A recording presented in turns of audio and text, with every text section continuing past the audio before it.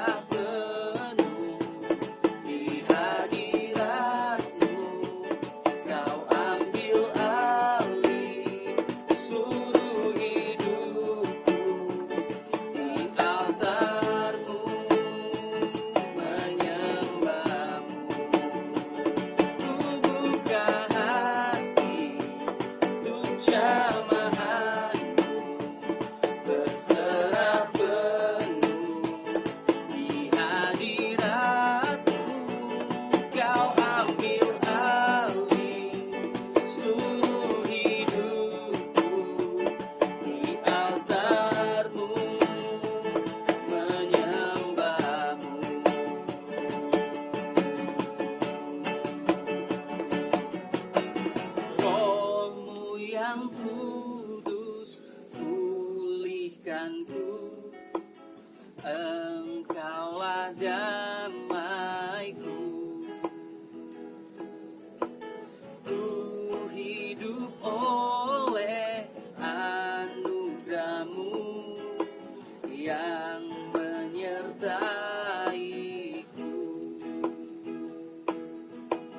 Roh-Mu yang hidup penuhiku. Datang urapiku. Ku siap terima anugerah-Mu. Hidupku bagimu.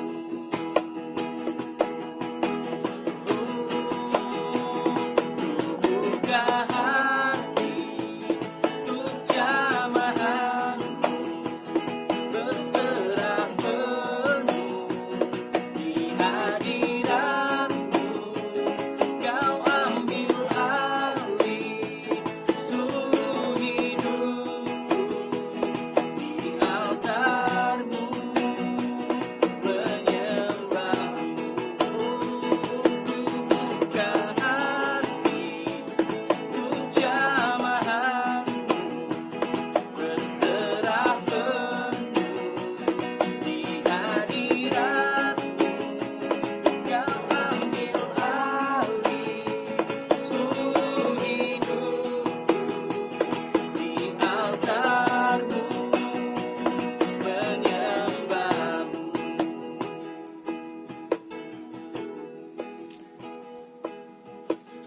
Roh-Mu yang hidup penuhiku. Datang urapiku.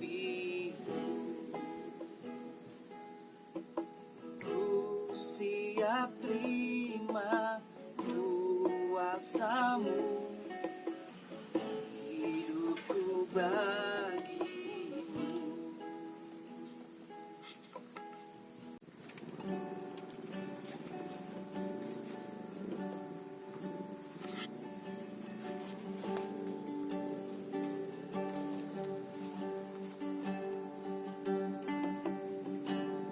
Hanya Dia yang berbuat di dalam hidup.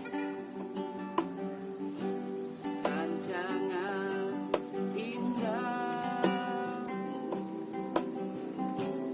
terjadi di hidupku.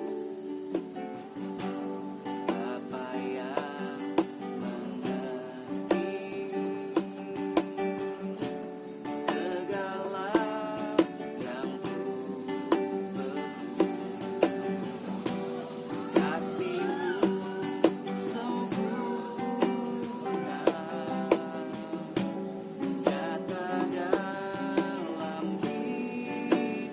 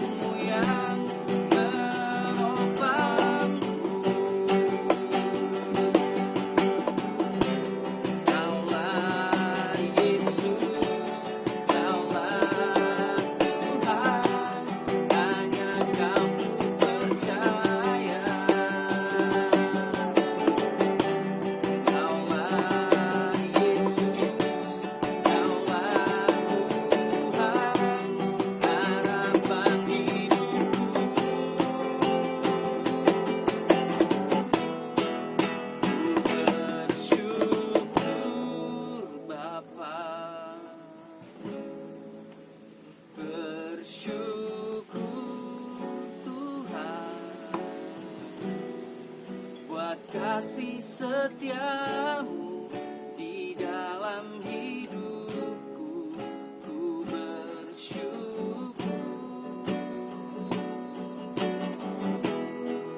ku bersyukur Bapa, ku bersyukur Tuhan buat kasih setiamu di dalam hidupku, buat kasih setiamu di dalam hidupku, buat kasih setiamu di dalam hidupku. Ku bersyukur Tuhan.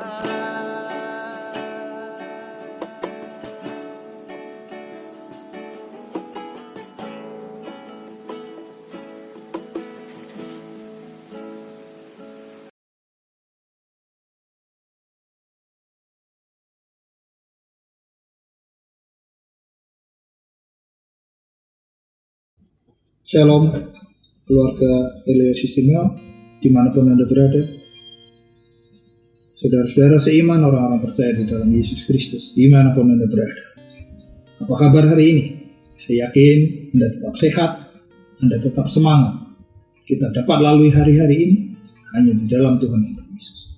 Renungan singkat kali ini mengambil tema Don't Break Under Pressure.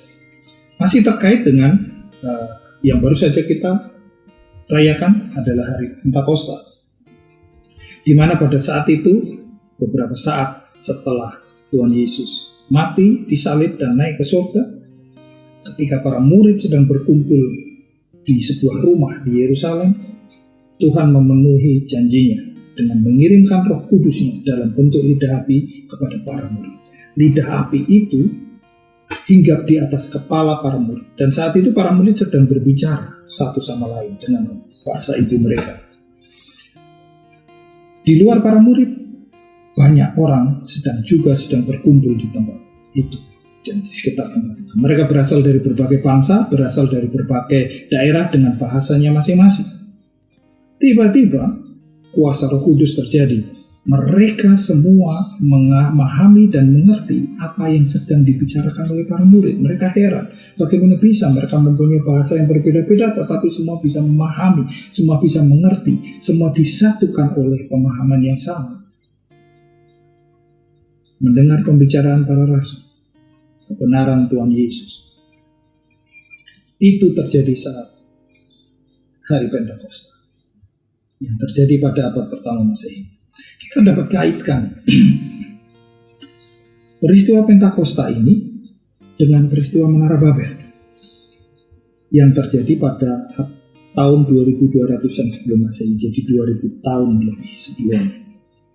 Ketika saat itu manusia berbicara dalam satu bahasa, tetapi karena kesombongannya, karena keangkuhannya, karena mulai melupakan Tuhan, Tuhan marah dan Tuhan mengacau-balokkan bahasa mereka sehingga mereka tercerai-berai semua ke seluruh penjuru bumi. Itu pada peristiwa Menara Babel. 2000 tahun kemudian pada peristiwa Pentakosta, kembali melalui bahasa, melalui Roh Kudus, menyatukan kembali orang-orang dengan berbagai bahasa mereka, mempunyai satu pemahaman, satu pengertian. Dan saat itu pada hari Pentakosta 3.000 orang lebih dibaptis ketika Petrus berbicara kepada mereka. Di Babel manusia dicerai-beraikan dengan bahasa. Di Yerusalem manusia disatukan dengan bahasa. Jadi peristiwa Pentakosta yang baru saja kita rayakan adalah pembalikan dari peristiwa Menara Babel. Kapan peristiwa Menara Babel terjadi? Kurang lebih pada tahun 2200-an sebelum Masehi. Artinya 2000 tahun lebih dari saat Pentakosta. Bapak Ibu yang terkasih di dalam Kristus Yesus, kita sekarang ada di tahun berapa? 2200. Jadi Menara Babel tahun 2000-an sebelum Masehi, kemudian Pentakosta, kemudian sekarang kita sudah sampai lagi kepada 2000 tahun lagi berikutnya, tahun 2020. Dan saat ini Tuhan sedang mengizinkan kita mengalami pandemi corona, pandemi COVID-19. Apa yang sebenarnya terjadi? Apakah itu sebuah kebetulan? Tidak. Kita orang Kristen tidak pernah mengenal sebuah kebetulan. Semua ada di dalam rencana dan rancangan. Semua ada di dalam kontrol Tuhan. Ketika Tuhan mencerai-beraikan dengan bahasa pada saat peristiwa Babel 2000 tahun sebelum Masehi, kemudian 2000 tahun kembali Tuhan menyatukan dengan bahasa pada saat Pentakosta, dan sekarang 2020 tahun 2020 ada peristiwa pandemik ini. Apa yang Tuhan mau? Apa yang kali ini Tuhan inginkan dari kita? Bapak Ibu, saudara-saudari terkasih dalam Kristus Yesus, satu hal yang pasti dengan peristiwa pandemi corona ini, kita jadi menjadi sadar betapa rapuhnya kita di dunia ini, betapa rapuhnya kita manusia yang selama ini mengandalkan pada kekuatan kita. Banyak orang pintar, sistem kita sudah membangun sebuah sistem kesehatan yang sangat canggih, sangat luar biasa. Orang-orang pintar, dokter-dokter pintar, baik dengan medis tradisional maupun medis modern, teknologi modern, peralatan yang luar biasa, tetapi seolah-olah tidak bisa berarti apa-apa melawan satu virus yang namanya corona. Apakah sebuah kebetulan ketika Tuhan izinkan pandemi corona ini menyerang kita, dan itu terjadi berdekatan atau setidaknya tepat pada saat Pentakosta 2000. Pada saat kita baru saja merayakan Hari Raya Pentakosta, ketika Tuhan memenuhi janjinya dengan memberikan kita orang percaya roh penolong, roh penghibur yang akan selalu bersama-sama kita. Saya ingin bagikan 3 hal yang dapat kita tangkap setidaknya yang Tuhan inginkan kita lakukan. Yang pertama, Tuhan ingin kita kembali bergantung padanya. Krisis ini melampaui sistem kita. Kita mempunyai sistem yang canggih, semua amburadul, semua tidak dapat mengatasi. Sampai detik ini pun kita belum tahu kapan kita dapat menemukan vaksin, pengobat, penghancur virus itu. Mana orang-orang pintar yang ada? Mana para dokter? Mana peralatan-peralatan medis yang canggih itu? Semuanya tidak menjadi berarti sama sekali. Kita yang selama ini mengandalkan atau bergantung pada sistem yang kita bangun sendiri, dalam sekejap hancur, dalam sekejap porak-poranda, dalam sekejap tidak berarti apa-apa. Kita terlalu lama bergantung pada sistem yang kita bangun sendiri. Kita lupa bahwa kita sebenarnya juga menjadi bagian dari sebuah sistem yang jauh lebih besar dan berkuasa atas kita, sistem ilahi. Kita melupakan itu. Padahal Allah kita hanya sejauh doa. Kita harus meminta bantuan dari luar sistem kita, yaitu meminta bantuan kepada sistem ilahi kita. Kita meminta bantuan kepada Allah kita dengan cara berdoa. Kita harus berdoa. Bapak Ibu sudah terkasih, coba kita ingat-ingat. Berapa banyak dari kita ketika menghadapi masalah, ketika mendapatkan gangguan berbagai hal, masalah yang pelik, yang berat, kemudian kita mencoba untuk mengurainya, kita mencoba untuk mengatasinya. Berapa banyak dari kita yang mengawalinya, semua upaya kita itu dengan penyerahan diri pada Tuhan dan berdoa? Atau pertanyaannya, kapan terakhir kita mengatasinya dengan doa? Hal pertama yang Tuhan ingin, kita kembali pada apapun yang kita hadapi. Yesaya 41 ayat 13 mengatakan, Tuhan sudah jelas berfirman melalui Nabi Yesaya, mengatakan, sebab aku ini Tuhan Allahmu, memegang tangan kananmu dan berkata kepadamu, janganlah takut, akulah yang menolong engkau. Berapa banyak dari kita ingat firman ini ketika masalah datang pada kita. Hal kedua yang Tuhan inginkan, kita bersatu kembali dengan orang-orang seiman. Kita bersatu kembali dengan orang-orang percaya. kita bersatu kembali dalam gereja-Nya yang kudus dan baru. 1 Korintus pasal 1 ayat 10 mengatakan, tetapi aku menasihatkan kamu saudara-saudara demi nama Tuhan kita Yesus Kristus, supaya kamu seia sekata dan jangan ada perpecahan di antara kamu, tetapi sebaliknya supaya kamu erat bersatu dan sehati sepikir. Beberapa saat sebelum virus corona ini merebak, kita melihat dengan teknologi yang kita punya sekarang, Twitter, YouTube, Facebook, WhatsApp, dan berbagai hal teknologi canggih sekarang. Kita melihat justru komunitas dan gereja, jemaat, bahkan hamba-hamba Tuhan terpecah belah, saling mencaci, saling memaki, saling meninggikan diri, saling menuding, saling berdebat, saling membantai di medsos.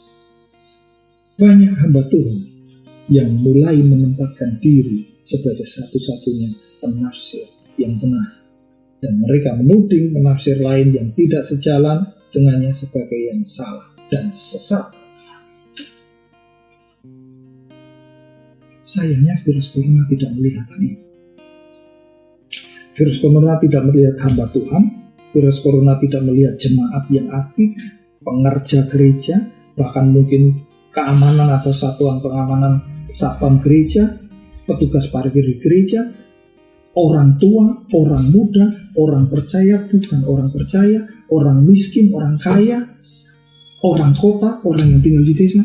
Virus corona tidak melihat itu, semua dihantam. Kalau sudah gitu mau apa? Mau menyatakan diri aku yang paling benar di dalam menafsir Alkitab, yang lain salah, kamu salah, itu salah? No, tidak ada artinya. 4.000 tahun yang lalu, tahun 2200-an sebelum Masehi, di Babel, Tuhan memporak-porandakan kesombongan manusia, mencerai-beraikan mereka. 2000 tahun kemudian pada masa Pentakosta, Tuhan menyatukan kembali manusia dengan Roh Kudus-Nya dengan satu bahasa, agar manusia kembali menyembah dan memuliakannya. Pentakosta. 2000 tahun kemudian, tahun 2020, kambuh lagi manusia dengan kesombongannya, merasa paling benar, saling tuding, merasa lebih daripada yang lain. Lalu pandemi ini terjadi karena Tuhan tidak suka itu, karena Tuhan tidak suka anak-anaknya, karena Tuhan tidak suka hamba-hambanya saling meninggikan, dan Tuhan tidak suka anak-anaknya tercerai-berai. Tuhan ingin persatuan kembali. Apapun yang terjadi, virus corona ini membutuhkan kesatuan kita, membutuhkan persatuan kita. Kalau nggak bersatu nggak mungkin. Israel dengan Arab saja sekarang bersatu untuk cari virus, untuk cari vaksinnya. Masa kita sesama orang percaya malah nggak bisa bersatu, masih saling tuding. Poin yang ketiga, hal yang ketiga yang Tuhan inginkan adalah Tuhan ingin membawa kita menuju sebuah kebaikan daripadanya yang lebih besar untuk kita. Kita harus sabar menantikan kebaikan yang sedang Tuhan persiapkan untuk kita. Allah menggunakan pandemi ini, Allah menggunakan situasi ini untuk memproses kita, untuk membentuk kita kembali menjadi seperti manusia sejati, seperti Yesus dari Nazaret. Kita hidup, memberikan hidup kita untuk orang lain, kebaikan untuk orang lain, dan bergantung hanya pada Bapa tuh di surga, melakukan perintahnya dan kehendaknya. Tuhan memproses kita untuk kembali murni sehingga kita dapat melakukan kehendaknya. Karena apa? Karena melalui proses sekarang kita akan menjadi siap ketika Tuhan nanti memberkati kita dengan sesuatu yang lebih besar, lebih luar biasa. Roma 8 ayat 18 mengatakan, sebab aku yakin bahwa penderitaan zaman sekarang ini tidak dapat dibandingkan dengan kemuliaan yang dinyatakan kepada kita. Dengan ketiga hal tersebut di atas, kita bergantung hanya padanya, kita bersatu kembali dalam gerejanya, dan kita sabar menantikan kebaikan yang lebih besar. Kita lakukan tiga hal itu akan berdampak pada hidup kita. sehari-hari.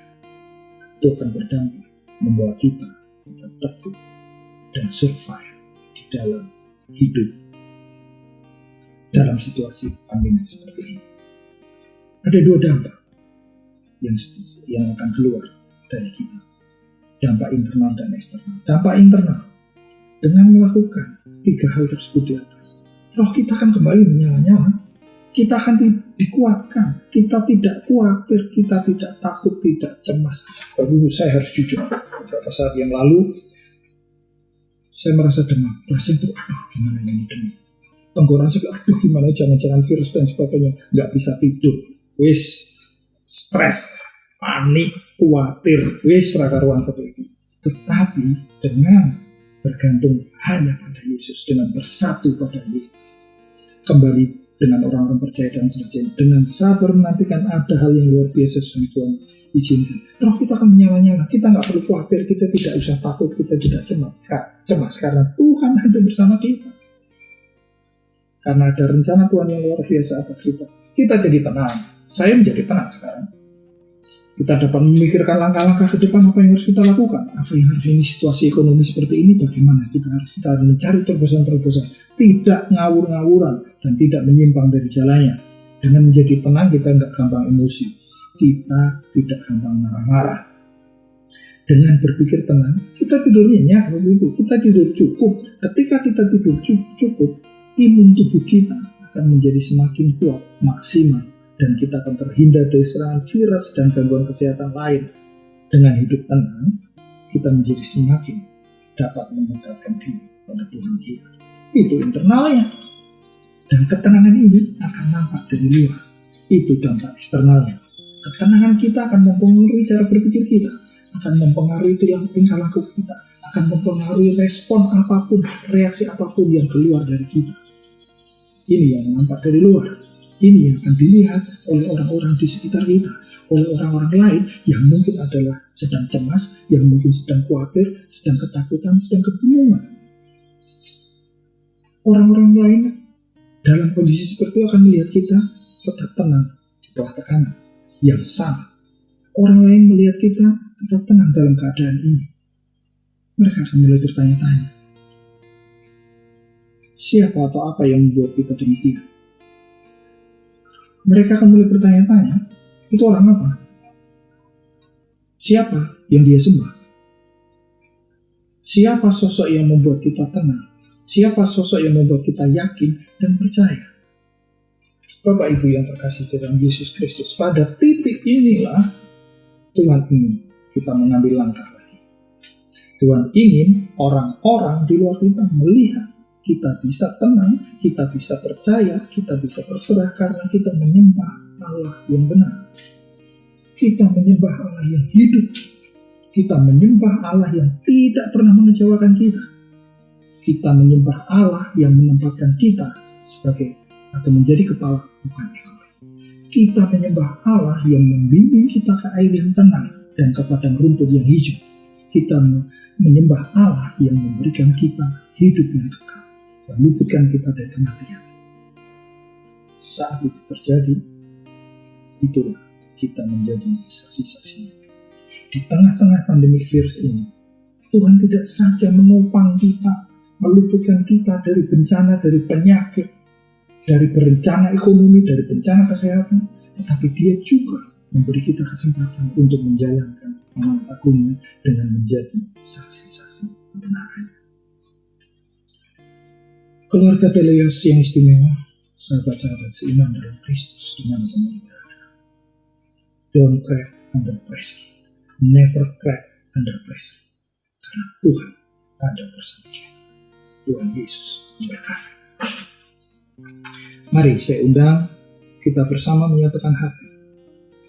Kita berserah, kita berdoa kepada Tuhan. Tuhan Yesus, terima kasih firman-Mu yang ada ribuan tahun yang lalu sampai dengan hari ini masih iya dan dalam situasi apapun, dalam kondisi apapun, Engkau ternyata ada bersama kami. Kami mohon ampun, kami yang melupakan Engkau, kami mohon ampun, kami yang mencoba bangkit dengan kekuatan sendiri. Biarlah kami terus kembali untuk berserah hanya kepada-Mu. Biarlah kami untuk kembali bersatu dengan orang-orang percaya di dalam kerajaan yang kudus. Biarlah kami terus menanti dengan sabar kebaikan-kebaikan yang sedang Kau siapkan untuk kami. Terima kasih Yesus Tuhan, terima kasih Bapa. Urapi berkati kami semua yang mendengarkan firman. Haleluya. Amin. Tuhan Yesus memberkati.